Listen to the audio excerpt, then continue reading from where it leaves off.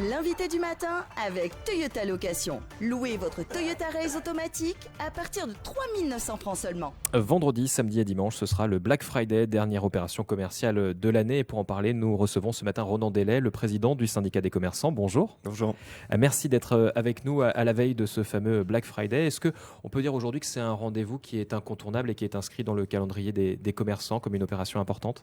Oui, incontournable en Nouvelle-Calédonie depuis sa première organisation, incontournable au niveau mondial. C'est un événement important pour le commerce, justement, pour tâcher de bien terminer le mois de novembre, mais aussi bien entamer décembre, qui est le mois critique de l'année, le plus important. Et puis pour les consommateurs en Calédonie, maintenant, effectivement, ils sont toujours fidèles au rendez-vous parce qu'ils savent qu'ils bénéficient d'offres, de remises. Ils anticipent également des achats Noël, bien sûr. Ils se font également des achats pour eux-mêmes, mais donc commerçants comme clientèle est toujours au rendez-vous.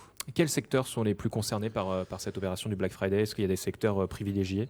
Non, ils le sont tous, que ce soit l'habillement, l'électroménager, même dans l'alimentaire, tout le monde, le jouet, etc. Tout le monde participe justement parce que c'est incontournable. Maintenant, effectivement, pour que le commerce puisse y participer de bonne manière, il doit avoir les stocks nécessaires pour ensuite avoir ce qu'il faut à mettre sur ses étals pour la période de Noël. Donc, toute la problématique est là et avec la crise que l'on connaît, les commerçants ont du mal à commander par souci de trésorerie et incertitude sur le lendemain. Donc, toute la problématique réside là. Donc, ce qui veut dire que les plus grandes enseignes auront peut-être des prix cassés plus facilement qu'une petite structure qui aurait du mal à avoir du stock et qui aurait peur de se défaire de son stock avant les fêtes, justement. Éventuellement, après on ne sait jamais, il y a des petites structures aussi qui ont un tel besoin de trésorerie et de remettre du cash justement dans leur caisse pour faire fonctionner leur enseigne que oui, ils peuvent se mettre à déstocker. Maintenant, je constate, je le vois de plus en plus, énormément d'enseignes en Nouvelle-Calédonie commerciales font des remises à différents moments de l'année. J'en vois récemment une enseigne de textile qui soldait à moins 40, qui remisait à moins 40 en fait son enseigne, également du meuble, où jusqu'à la fin décembre, il remise à moins 30. En fait, ça montre vraiment l'importance de pouvoir écouler du stock qui malheureusement tourne moins. On parle de turnover justement au niveau des stocks également. Et ça bouge moins et c'est une problématique pour tous les commerces. Donc là, on n'est pas sur une période de solde, on est sur 3 jours d'opération coup de poing. Est-ce que la stratégie justement est différente ? Il faut avoir des promotions peut-être plus fortes dès le vendredi ? Alors c'est le même principe que pour les soldes, cela dit, parce qu'on peut vendre, le commerçant peut vendre sous son prix de revient. Donc il est libre à son niveau de remise, alors que d'habitude ce n'est pas le cas. Maintenant effectivement ça dure 3 jours. Donc l'opération est dite coup de poing, comparé au solde qui durait 4 semaines, où là le commerçant va être dans une logique d'analyser son stock, de remiser d'anciennes collections, des invendus, voir ce qu'il veut, mais pour l'évacuer, mettre en place la nouveauté ensuite. Là, lorsque ça dure 3 jours, généralement, la préparation est plus rapide, on remise éventuellement l'intégralité d'un magasin ou toute une marque, et voilà, la facilité de mise en place est importante, et vu que l'opération dure peu, c'est vraiment important de pouvoir le mettre en place vite et bien. Alors cette opération Black Friday s'inscrit dans un contexte économique, on l'a entendu encore tout à l'heure dans Vous avez un avis, le pouvoir d'achat des Calédoniens, c'est vraiment une préoccupation majeure pour les Calédoniens aujourd'hui. Comment ça va se passer justement ? Est-ce que vous pensez que l'opération va être une bonne opération cette année ? Oui, alors c'est vrai que la tendance même morale des Calédoniens est plutôt basse, on le constate. Vous savez, quand vous n'êtes pas sûr que vous allez garder votre emploi, parce qu'il y a des centaines et des centaines d'entreprises actuellement en procédure de sauvegarde, voire certaines de liquidation. Quand vous êtes retraité, vous ne savez pas si vous allez toucher votre retraite dans quelques mois. Quand vous avez décidé éventuellement de quitter la Nouvelle-Calédonie et qu'il faut justement thésauriser, garder de l'argent pour pouvoir orchestrer un gros déplacement avec l'incertitude de ce qu'il va y avoir au bout. Dans cette situation, en fait, on dépense moins. On dépense moins, et puis si on rajoute les gens qui seraient déjà partis, voire des gens qui ont perdu leur travail et ont quitté le chômage, j'ai dressé un panorama un petit peu de la Calédonie, des Calédoniens en ce moment, il n'est pas très glorieux. Donc effectivement, les gens dépensent moins, ils ont peur pour la suite, ils ne voient pas les choses évoluer. Dans un contexte comme celui-ci, naturellement, on dépense moins. Et le commerce, qui pourtant est le plus gros collecteur même de TGC, de fiscalité du territoire, et Dieu sait que la Nouvelle-Calédonie en a besoin parce qu'elle est très vorace en termes de fiscalité et de besoin pour la faire fonctionner, malheureusement, eh bien, c'est tout le système économique de la Nouvelle-Calédonie qui prend un coup.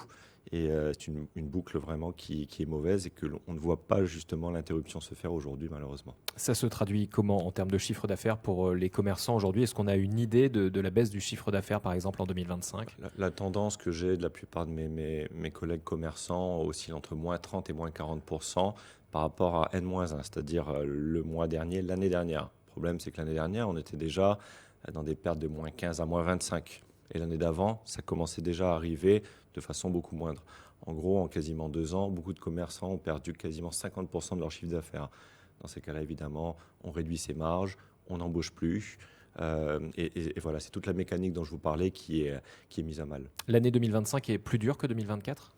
2025 est plus dur que 2024, bien sûr, parce que bon, en 2024, on a eu le coût a été vraiment très violent, mais on a eu encore le chômage partiel qui a pris le relais, qui a été un palliatif, vraiment à ce que l'on allait vivre.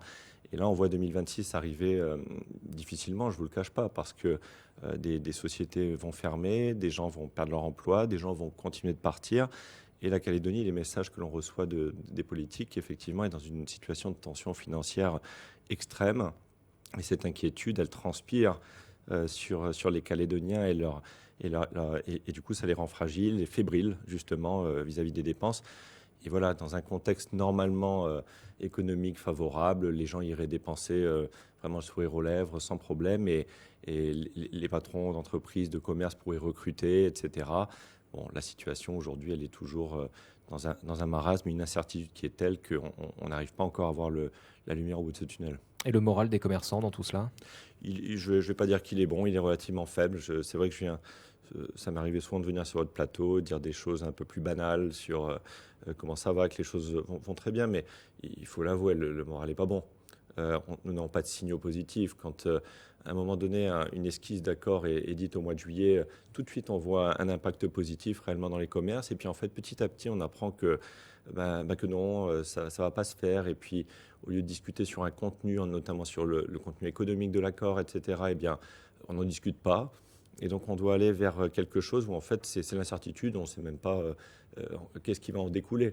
Donc tout ça ne nous aide pas, alors que la Calédonie n'a besoin que d'une chose pour pouvoir repartir, une stabilité institutionnelle et politique, également des changements au niveau des lois, de son fonctionnement qui est trop vorace, comme je vous le disais, avec ces 3 provinces, etc., très très coûteuses, et la Calédonie ne peut plus assumer justement ce système. Comme une entreprise, si elle devait réduire un petit peu ses coûts de fonctionnement, la Calédonie doit le faire, mais elle ne le fait pas encore. Et enfin, il faut faire revenir du monde, parce qu'on en a trop perdu, et qu'aujourd'hui, le marché de consommateurs calédonien est malheureusement beaucoup trop bas pour pouvoir relancer la machine. Et après, évidemment, des investissements suivront, et la Calédonie pourra enfin repartir sur une courbe ascendante, parce que là, on est encore sur la descente. Et ce que vous nous dites, c'est concrètement que les commerçants font le dos rond en attendant peut-être une reprise de l'économie pour 2026, 2027? On fait le dos rond depuis 2 ans, depuis le dernier référendum, pour être franc. Je vous dis, quand on a voté en décembre, je crois, 2021, voilà, ça va faire 4 ans quand même. C'est fou de penser que depuis 4 ans plus tard, on en est là, alors qu'on aurait déjà dû rebondir début 2022. Bon, donc faire le dos rond, oui, on connaît. Le mot résilience, on l'entend à toutes les sauces. Peut-être un peu galvaudé. Maintenant, j'ai même plus envie de l'utiliser. On résiste. Certains arrivent à résister un peu mieux que d'autres. Certains ont juste la tête qui sort de l'eau et d'autres l'ont déjà dedans et tentent de s'accrocher à ce qui peut flotter à la surface. Malheureusement, il n'y a pas grand-chose. Voilà. Tous les secteurs géographiques sont concernés de la même manière? Est-ce qu'il y a eu des modes de consommation et des habitudes de consommation qui ont changé aussi liées aux émeutes? Est-ce que tous les secteurs sont logés à la même enseigne? Alors, je sais que le Nord et les îles sont pas mal en souffrance. Beaucoup de problèmes, par exemple, de paiement même de fournisseurs dans le Nord.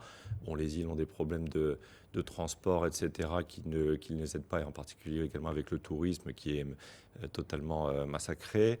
Et dans la province sud, effectivement, c'est compliqué, tout secteur confondu. L'alimentaire semble s'en sortir un petit peu mieux, parce que voilà, les achats vont être vraiment de première nécessité, les gens doivent se nourrir. Mais les achats plaisir pour soi, etc., non. Et pourtant, on parle d'augmentation du coût de la vie, mais un point intéressant sur les indices prix de l'ISEE, par exemple, sur le secteur du textile en Nouvelle-Calédonie, sur la période des 12 mois écoulés, l'indice des prix du textile a chuté de 17%.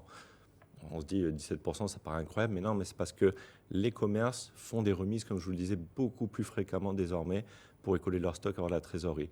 Alors, par contre, c'est vrai que sur les secteurs alimentaires, tout ça, ils se rendent peut-être moins compte, même si des dispositifs comme le BQP ont été mis en place pour tenter de bloquer les taxes. Ce sont de bons mécanismes qui ont été mis en place par le gouvernement et auxquels on a participé avec notre signature.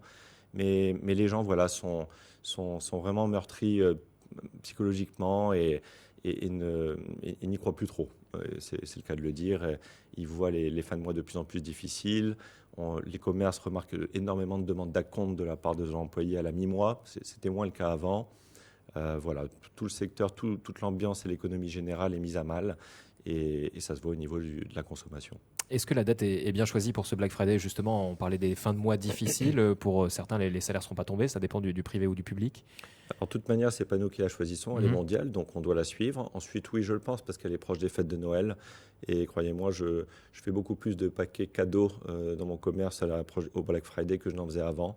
On voit que les gens continuent d'offrir. Bien évidemment, Noël, c'est une tradition et c'est très important. Ils en profitent. Il y a des remises. Bien souvent, ce sont des produits neufs, des collections récentes. Donc évidemment, dans un contexte de vie chère et de crise, s'il faut faire des achats, autant en profiter lors de ce week-end. Donc j'espère que les Calédoniens nombreux, je souhaite d'ailleurs à tous mes collègues d'avoir un bon week-end de Black Friday, même si effectivement le commerce ne vit pas sur des remises commerciales. Et le plus important sera le mois de Noël, justement pour eux, pour tenter de partir sur de bonnes bases en 2026. Eh bien, merci beaucoup Ronan Delay d'être venu ce matin dans nos studios pour parler de cette opération et plus largement de la situation du commerce. Merci. Je vous en prie.